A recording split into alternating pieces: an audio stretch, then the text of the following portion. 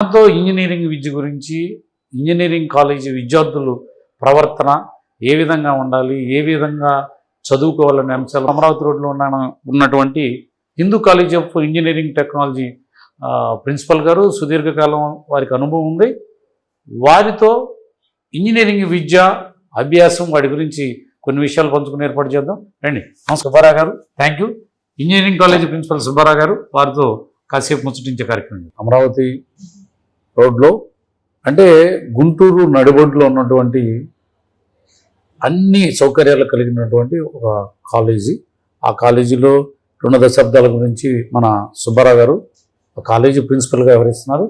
వాళ్ళు ఈ కాలేజీకి సంబంధించి ఎలాంటి సౌకర్యాలు ఉన్నాయి, విద్యార్థి దశ నుండి విద్యార్థులు ఎలా చేస్తున్నారు, ప్లేస్మెంట్స్ ఎలా ఉన్నాయి, ఫ్యాకల్టీల పని విధానం ఉంది, విద్యార్థుల ప్రవర్తన ఏంటిది, అనేక విషయాల గురించి వారితో చర్చించాం. నమస్కారం సుబ్బారావు గారు, మీ పరిచయం ఒకసారి. నమస్తే సార్, నేను డాక్టర్ చిన్నం సుబ్బారావుని. నేను ఈ కాలేజీలో అంటే Hindu college of engineering and టెక్నాలజీలో ఇప్పుడు ప్రిన్సిపాల్గా వర్క్ చేస్తున్నాను. నాకు 20 సంవత్సరాల అనుభవం ఉంది టీచింగ్లో. మొట్టమొదట ఈ కాలేజీలో అసిస్టెంట్ ప్రొఫెసర్గా జాయిన్ అయ్యాను. తర్వాత నా యొక్క క్వాలిఫికేషన్ ఇంప్రూవ్ చేసుకుంటూ నేను అసోసియేట్ ప్రొఫెసర్ అయ్యాను. తర్వాత 2020 సంవత్సరం నుంచి నేను ప్రిన్సిపాల్గా ఈ కాలేజీలో వర్క్ చేస్తున్నాను. ఈ కాలేజీలో నా యొక్క specialisation subject computer science and engineering. ఈ కాలేజీలో విద్యార్థులకి టీచింగ్ చెప్తూ ప్యారలల్గా అడ్మినిస్ట్రేటివ్ వర్క్, అకాడమిక్ వర్క్ అన్నిట్లో కూడా ఇన్వాల్వ్ అవుతూ ఉన్నాను.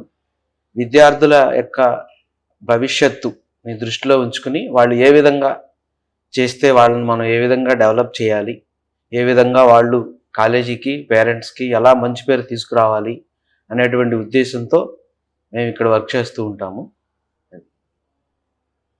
పనిచేస్తూ విద్యార్థులకు కూడా బోధిస్తున్నారు. అయితే యాజమాన్యం అలాగే సిబ్బంది వీళ్ళిద్దరు కొలాబరేషన్ మీరు ప్రిన్సిపల్గా వ్యవహరిస్తున్నారు కదా, ఎలా ఉంటుంది? మీ యాజమాన్యం ఎలా చూస్తుంది, అలాగే మీ ఫ్యాకల్టీ లెక్చరర్లు బోధించే పద్ధతులు ఎలా ఉంటాయి? మంచి ప్రశ్న అడిగారు సార్. ముఖ్యంగా విద్యార్థులు వృద్ధిలోకి రావాలి అంటే అధ్యాపకుల యొక్క పాత్ర చాలా ఉంటుంది. అధ్యాపకులు సరిగ్గా సమయానికి క్లాస్కి రావటము, స్టూడెంట్స్కి బాగా పాఠాలు చెప్పటము, వీటితో పాటు అధ్యాపకులు కూడా వాళ్ళు సెల్ఫ్ డెవలప్మెంట్ అంటే రాబోయే పరిస్థితులకు అనుగుణంగా వాళ్ళ యొక్క క్వాలిఫికేషన్స్ని కానీ వాళ్ళ యొక్క టెక్నికల్ నాలెడ్జ్ని కానీ డెవలప్ చేసుకునేదానికి ఇక్కడ ఈ కాలేజీలో ఒక మంచి వాతావరణం మేము క్రియేట్ చేస్తాము. ఇలాంటి వాతావరణం క్రియేట్ చేయడానికి మాకు పైనుండి అంటే మేనేజ్మెంట్ నుంచి మాకు ఎంతో సహకారం లభిస్తూ ఉంటుంది. ఈ యొక్క సహకారం లభించినప్పుడు అధ్యాపకులు వాళ్ళు డెవలప్ అవుతూ పిల్లలకి అప్డేట్ చేస్తూ ఉంటారు. దీనిలో నా పాత్ర అంటే యాజ్ ఏ ప్రిన్సిపాల్గా నేనేం చేస్తానంటే అధ్యాపకులకి మేనేజ్మెంట్కి మధ్య సంధానకర్తగా వ్యవహరిస్తూ వీళ్ళ యొక్క నీడ్ అంటే వీళ్ళ యొక్క అవసరాలు, వీళ్ళ యొక్క విధానాలు మేనేజ్మెంట్కి చెప్తూ మేనేజ్మెంట్ నుంచి కావాల్సినటువంటి అనుమతులు తీసుకొస్తూ మేము అధ్యాపకుల్ని అలాగే విద్యార్థుల్ని వృద్ధిలోకి తీసుకెళ్లేదానికి నా వంతుగా ఇద్దరి మధ్య సంధానకర్తగా నేను వ్యవహరిస్తూ ఉంటాను. ఇలా వ్యవహరిస్తున్నప్పుడు చాలా అంటే ఇష్యూస్ వస్తూ ఉంటాయి. ఎందుకంటే మనము మేనేజ్మెంట్కి ఆన్సరబుల్. ఎందుకంటే మేనేజ్మెంట్ దృష్టి ఎలా ఉంటుందంటే విద్యార్థుల యొక్క రిజల్టే వాళ్ళు యొక్క సంబంధించి అడుగుతూ ఉంటారు. అలానే అధ్యాపకులది అడగరని కాదు, వాళ్ళు అల్టిమేట్గా అంటే మేనేజ్మెంట్ ఎవరైనా చూసేది ఏంటి అంటే విద్యార్థులు పాస్ పర్సంటేజ్ ఎలా ఉంటుంది, అదేవిధంగా మా మేనేజ్మెంట్ ఎలా ఉంటుందంటే విద్యార్థులకి అకాడమిక్స్తో పాటు ఇండస్ట్రీ రెడీ చేయటం. సో ఇందులో భాగంగా అధ్యాపకుల్ని ఎలా మనం వృద్ధిలోకి తీసుకురావాలి, అధ్యాపకులకి ఎలా మనం ఎంకరేజ్ చేయాలి అని చెప్పి ఈ పాయింట్స్ని నేను డిస్కస్ చేస్తూ ఉంటాను. ఇలా చేయటం వల్ల వీళ్ళిద్దరి మధ్య సంధానకర్తగా ఉండటం వల్ల చాలా విషయాలు నా దగ్గర డిస్కస్ చేస్తూ ఉంటారు అధ్యాపకులు కూడా. ఎవరి ఆ, అవసరాలకు తగ్గట్టుగా వాళ్ళని మేనేజ్మెంట్కి వాళ్ళకి పర్మిషన్ తెచ్చుకుంటూ వాళ్ళకి మేము మేనేజ్ చేస్తూ ఉంటాం. ఇలా వ్యవహరిస్తున్నప్పుడు చాలా చాలా అంటే ఇష్యూస్ వస్తూ ఉంటాయి. ఎందుకంటే మనము మేనేజ్మెంట్కి ఆన్సరబుల్. ఎందుకంటే మేనేజ్మెంట్ దృష్టి ఎలా ఉంటుందంటే విద్యార్థుల యొక్క రిజల్టే వాళ్ళు యొక్క సంబంధించి అడుగుతూ ఉంటారు. అలానే అధ్యాపకులు అడగరని కాదు, వాళ్ళు అల్టిమేట్గా అంటే మేనేజ్మెంట్ ఎవరైనా చూసేది ఏంటి అంటే విద్యార్థులు పాస్ పర్సంటేజ్ ఎలా ఉంటుంది, అదేవిధంగా మా మా మేనేజ్మెంట్ ఎలా ఉంటుందంటే విద్యార్థులకి అకాడమిక్స్తో పాటు ఇండస్ట్రీ రెడీ చేయటం. సో ఈ ఇందులో భాగంగా అధ్యాపకుల్ని ఎలా మనం వృత్తిలోకి తీసుకురావాలి, అధ్యాపకులకు ఎలా మనం ఎంకరేజ్ చేయాలి అని చెప్పి ఈ పాయింట్స్ని నేను డిస్కస్ చేస్తూ ఉంటాను. ఇలా చేయటం వల్ల వీళ్ళిద్దరి మధ్య సంధానకర్తగా ఉండటం వల్ల చాలా చాలా విషయాలు నా దగ్గర డిస్కస్ చేస్తూ ఉంటారు అధ్యాపకులు కూడా. ఎవరి అవసరాలకు తగ్గట్టుగా వాళ్ళని మేనేజ్మెంట్కి వాళ్ళకి పర్మిషన్ తెచ్చుకుంటూ వాళ్ళకి మేము మేనేజ్ చేస్తూ ఉంటాం. చాలా కాలేజీలు వచ్చినాయి, పోటీలు పెద్ద పెద్ద కాలేజీలు ఉన్నాయి. మీరు 20 సంవత్సరాల నుంచి ఇదే కాలేజీలో పనిచేస్తున్నారు.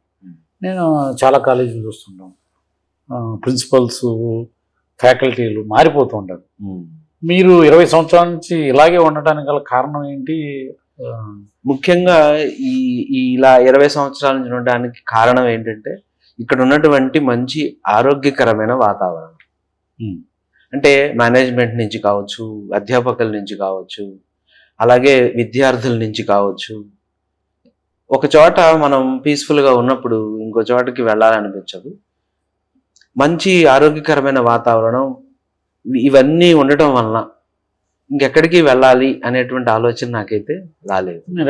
గత 20 సంవత్సరాల నుంచి ఇక్కడే పనిచేస్తున్నారు, నైస్, బాగుంది. కానీ యాజమాన్యం కొంత ఒత్తిడి ఉంటుంది ప్రిన్సిపల్. అవును, సీట్లు భర్తీ చేయమని అలాంటి టార్గెట్లు ఏమన్నా మీకు విధించడం, పనిష్మెంట్ లాంటివి ఏమన్నా ఇవ్వటం అలాంటివి ఏమి ఉండవు ఇక్కడ. ఇక్కడ అసలు అటువంటి వాతావరణం ఉండదు. మేనేజ్మెంట్ ఎప్పుడు కూడా మేనేజ్మెంట్ దృష్టి ఎప్పుడు ఒకటే ఉంటుంది. అదే నేను అధ్యాపకులకి చెప్తా ఉంటాను. ఏంటంటే అధ్యాపకులు అంటే లెక్చరర్స్, ప్రొఫెసర్స్ వాళ్ళ పని ఏంటి? విద్యార్థులకి బోధించడం. ఎక్కువ ఫోకస్ దాని మీదే ఉండేట్టుగా మా యొక్క మేనేజ్మెంట్ వాళ్ళకి అటువంటి బాధ్యత లేదు.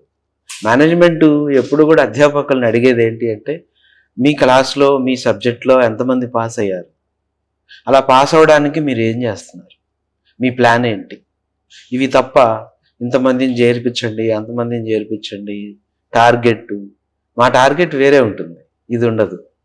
ఇంకా టార్గెట్ ఏంటి, మీరు ఎన్ని పేపర్స్ పబ్లిష్ చేశారు, మీరు ఎలా డెవలప్ అయ్యారు, రీసెర్చ్ ఇనిషియేటివ్స్ ఎలా ఉన్నాయి, అలాగే టీచింగ్ మెథడాలజీస్ ఎట్లా ఉన్నాయి, ఫ్యాకల్టీ డెవలప్మెంట్ ఎలా చేసుకుంటున్నారు, ఇటువంటివే ఉంటుంది తప్ప ఒకవేళ మీరు అన్నట్టుగా మీరు అడిగినట్టుగా ఒకవేళ ఇంతమంది స్టూడెంట్స్ని చేర్పించండి అంటే అధ్యాపకుల యొక్క కాన్సన్ట్రేషన్ ఎక్కడ ఉంటుంది? అడ్మిషన్, చదువు మీద ఉండదు, చెప్పటం మీద ఉండదు. ఎక్కడ పిల్లలు దొరుకుతారు వాళ్ళని తీసుకురావటము, అందులోనే వాళ్ళ యొక్క ఎనర్జీ అంతా కన్జ్యూమ్ అయిపోతుంది. మా మేనేజ్మెంట్ ఈ పాయింట్ని దృష్టిలో పెట్టుకుని అసలు వాళ్ళకి అటువంటి టార్గెట్స్ ఇవ్వదు. నిజంగా మీరు చెప్పినట్టు స్వేచ్ఛ ఉందా లేకపోతే స్వేచ్ఛ ఉన్నది, మొహమాటం ఏముంది? అడ్మిషన్లు అంటే చాలా కాలేజీలు ఉన్నాయి, మార్కెటింగ్ వాళ్ళు, స్టాఫ్, ఈ అడ్మిషన్ విషయంలో అంత హడావుడి ఉంటుందా? అంటే మీరు ప్రిన్సిపల్గా ఇంత టార్గెట్ ప్రతి కాలేజీ యాజమాన్యం ఇప్పుడున్న పోటీలో ఈ బ్రాంచ్కి ఎంతమంది, ఈ బ్రాంచ్కి ఒక టార్గెట్ ప్రయత్నించడం, వాళ్ళు మార్కెటింగ్కి వెళ్ళడం చేస్తూ ఉంటారు. నిజంగా మీ హిందూ కాలేజీ ఫార్ములా లేకపోతే అదే మీరు సుదీర్ఘకాలంలో 2 దశాబ్దాలు ఇక్కడ పనిచేస్తున్నారంటే అలాంటి ఒత్తిడి లేదని అవును అనిపిస్తుంది. స్లో లెర్నర్స్ ఉంటారు. వీళ్ళందరినీ బ్యాలెన్స్ చేసే క్రమంలో ఒక్కొక్కసారి స్టూడెంట్ కూడా వచ్చి అడుగుతుంటారు మాకు, అంటే నా దగ్గరికి వస్తుంటారు, డైరెక్టర్ గారి దగ్గరకు వస్తూ ఉంటారు, అడుగుతూ ఉంటారు అనమాట. మాకు ఈ ఫ్యాకల్టీ ఇట్లా చెప్తున్నారండి ఇట్లా అనేది. మేము వెంటనే ఏం చేస్తామంటే అంటే మేము 2 వైపులా ఆలోచిస్తాం. ఎందుకంటే మాకు స్టూడెంట్స్ ఇంపార్టెంటే, ఫ్యాకల్టీ కూడా ఇంపార్టెంటే. కాబట్టి మేము ఇద్దరిని విడివిడిగా పిలిచి మాట్లాడతాము, స్టూడెంట్ చెప్పింది తీసుకుంటాము, ఫ్యాకల్టీతో మాట్లాడతాము, దాన్ని సరిచేయడానికి ప్రయత్నిస్తాం, కొంతవరకు అవకాశం ఇస్తాం. ఇంకా అంటే మీరు అన్నట్టుగా పనిష్మెంట్ ఇస్తారా అంటే దానికి కొంత టైం ఇస్తాము. ఒకవేళ ఆ టైం దాటినా కూడా ఆ ఫ్యాకల్టీ అలాగే ఉన్నారనుకోండి, ఫస్ట్ స్టెప్లో ఏం చేస్తామంటే ఆ సబ్జెక్ట్ మార్చేసేసి ఇంకో సబ్జెక్ట్ ఇచ్చి చూస్తాము. ఇంకా లేదనుకోండి అప్పుడు ఫ్యాకల్టీని కూడా పంపించేస్తాం. ఎందుకనంటే అల్టిమేట్గా స్టూడెంట్ సఫర్ అవ్వకూడదు.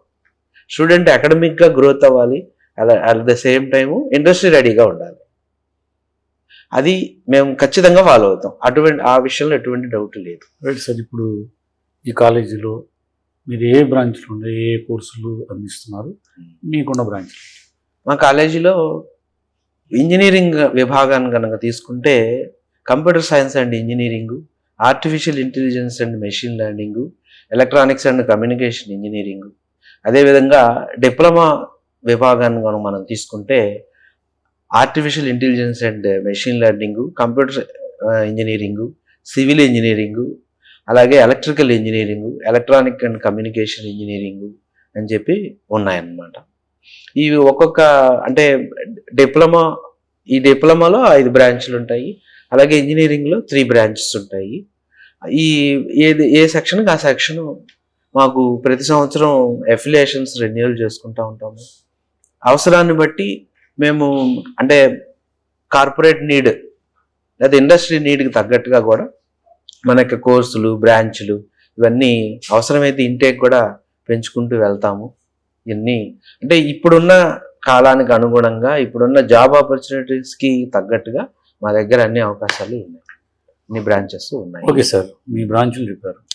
ఇప్పుడు ఫీజు మేనేజ్మెంట్ కోట, అట్లాగే రీఎంబర్స్మెంట్, ఇలాంటి సౌకర్యాలు మీకు ప్రభుత్వం ఇస్తున్న ఫీజు రీఎంబర్స్మెంట్ అలాంటివి ఏమన్నా మీకు అందుబాటులో ఉన్నాయి? ఉన్నాయి సార్. మనకి ప్రభుత్వం మనకి నిర్దేశించిన ఫీజు అంటే మనకి స్టూడెంట్స్ రెండు రకాలుగా జాయిన్ అవుతారు. కొంతమంది కౌన్సిలింగ్ కోటా అంటారు, కొంతమంది మేనేజ్మెంట్ కోటాలో జాయిన్ అవుతారు. ఏ కోటాలో జాయిన్ అయినా మేనేజ్మెంట్ కోటా అయితే మనకి ఫీ స్ట్రక్చర్ అనేది స్టూడెంట్ జాయిన్ అయ్యే టైంలో ఆటోమేటిక్గా చెప్తారు. మా అడ్మిషన్స్ ఇన్ఛార్జెస్ ఉంటారు, వాళ్ళు అన్నీ వివరంగా చెప్తారు. ఇట్లా ఈ కాలేజీ ఫీజు ఎంత ఉంటుంది అని చెప్తారు. ఇంకొక అవకాశం ఏమి ఇస్తుంటామంటే ఒకేసారి కట్టకుండా మనం ఫేజ్ వైజ్గా అంటే స్టూడెంట్ ఎకనామిక్ పాయింట్ ఆఫ్ వ్యూలో కూడా మేము దృష్టిలో పెట్టుకుని మేము ఫేజెస్గా ఫీజుని కలెక్ట్ చేస్తూ ఉంటాము. దీంతో పాటుగా కౌన్సిలింగ్లో జాయిన్ అయ్యేటువంటి విద్యార్థులకి గవర్నమెంట్ స్కాలర్షిప్ ఇచ్చేటువంటి అవకాశం కూడా మనకి కాలేజీలో ఉంటుంది. దానికి తగ్గట్టుగా అంటే అది గవర్నమెంట్ పాలసీని బట్టి మారుతూ ఉంటుంది. దానికి తగ్గట్టుగా మేము ఆ పాయింట్ స్టూడెంట్స్కి చెప్తాము, దాని ప్రకారం మేము నడుస్తాము. అలా ఫీజెస్ అనేవి కలెక్ట్ చేస్తాము. సార్, చివరగా చెప్పండి, మీ కాలేజీలో చదివే విద్యార్థులకి అలాగే మీతో పనిచేసే అధ్యాపకులకి మీరు చివరగా ఇచ్చే సందేశం? మంచి ప్రశ్న అడిగారండి. ఎందుకంటే అధ్యాపకులకి నేను ఇచ్చే సందేశం ఏంటంటే చదువు అనేటువంటిది నిరంతర ప్రక్రియ. ఒక ఉదాహరణ ఏంటంటే క్రికెట్లో కనుక చూస్తే సచిన్ టెండూల్కర్ ఎంత గొప్ప స్థానానికి వెళ్ళినా ఒక మాట ఎప్పుడూ చెప్తూ ఉంటాడు, నేను ఎప్పుడు కూడా నిత్యం నేర్చుకుంటూ ఉంటాను అని. ఒక క్రీడ అది. అలాగే చదువు. ఇంకా చెప్పాలంటే ఈ రోజుల్లో టెక్నాలజీ, ఆర్టిఫిషియల్ ఇంటెలిజెన్స్ అని, మెషిన్ లెర్నింగ్లు ఇలా వచ్చినప్పుడు డే టు డే టెక్నాలజీలన్నీ మారిపోతున్నాయి. వాస్తవం చెప్పాలంటే మేము చదువుకున్నప్పుడు ఆ టెక్నాలజీలు లేవు. కానీ ఇవాళ మేము మా విద్యార్థులకి అది చెప్పాలి అంటే ముందు మేము ప్రిపేర్ అవ్వాలి, మేము అప్డేట్ అవ్వాలి. అలా అప్డేట్ అవ్వడానికి మనకి అంటే రీసెర్చ్ ఇనిషియేటివ్స్లో భాగంగా ప్రతి అధ్యాపకులకి నేను వాళ్ళు జాయిన్ అయినప్పుడు కానీ అప్పుడప్పుడు మేము పెట్టుకునేటువంటి మీటింగ్స్లో కానీ ఏం చెప్తూ ఉంటామంటే ప్రతి అధ్యాపకులు వాళ్ళు పేపర్ పబ్లికేషన్స్ కానీ రీసెర్చ్ యాక్టివిటీస్ని కానీ చేస్తూ ఉంటే ఆటోమేటిక్గా వాళ్ళు డెవలప్ అవుతారు, విద్యార్థులకి చెప్పగలుగుతారు. విద్యార్థులకు కూడా నేను చెప్పేది ఏంటి అంటే నా వైపు నుండి నేను చెప్పగలిగేటువంటి సందేశం ఏంటంటే ఒకప్పుడు విద్యార్థులు చదువు పూర్తిగా కంప్లీట్ అయిన తర్వాత జాబ్ కోసం వెతుక్కునేవాళ్ళు. ఈ రోజుల్లో అలా లేదు. ఒక పక్కన చదువుకుంటూ ఉన్నారు, ఒక పక్కన ఎర్నింగ్ చేస్తున్నారు. ఎందుకని అంటే ఇందాక మా డైరెక్టర్ గారు చెప్పారు, మా దగ్గర ఒక స్టూడెంట్ ఉన్నాడు, యాప్లు డెవలప్ చేస్తాడు. కాబట్టి నేను ఇచ్చేటువంటి సందేశం ఏంటంటే విద్యార్థులకు కూడా ఈ టెక్నాలజీ అనేటువంటిది మాకంటే అంటే మా జనరేషన్ కన్నా మీ జనరేషన్కి కొంచెం మీరు తొందరగా గ్రాస్ప్ చేయగలరు.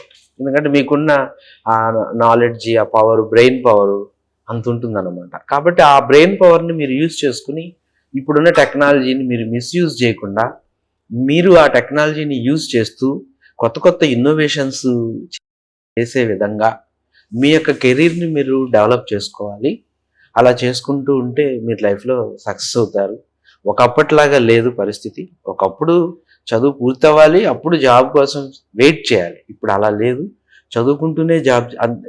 అంటే ఈ పాయింట్ ఎందుకు చెప్తున్నానంటే నేషనల్ ఎడ్యుకేషన్ పాలసీ ఈ మధ్యన మనకి కేంద్ర ప్రభుత్వం నేషనల్ ఎడ్యుకేషన్ పాలసీ అని తీసుకొచ్చింది. అందులో ఒక పాయింట్ ఏంటంటే ఒక స్టూడెంట్ చదువుకుంటూ జాబ్కి వెళ్ళొచ్చు, మళ్ళీ జాబ్ చేసిన నాళ్ళు చేసి మళ్ళీ రావచ్చు. మల్టిపుల్ ఎంట్రీస్, మల్టిపుల్ ఎగ్జిట్స్ చేసుకుంటూ వాళ్ళ కెరీర్ని డెవలప్ చేసుకునే అవకాశం నేషనల్ ఎడ్యుకేషన్ పాలసీలో ఉంది. కాబట్టి అది మీరు సద్వినియోగం చేసుకుని మీ కెరీర్ని, మీ అకాడమిక్స్ని ప్యారలల్గా మీరు డెవలప్ చేసుకుంటూ ఉండాలి. ఇది విద్యార్థులకి నేను ఇచ్చేటువంటి ఒక నా సజెషన్. Thank you.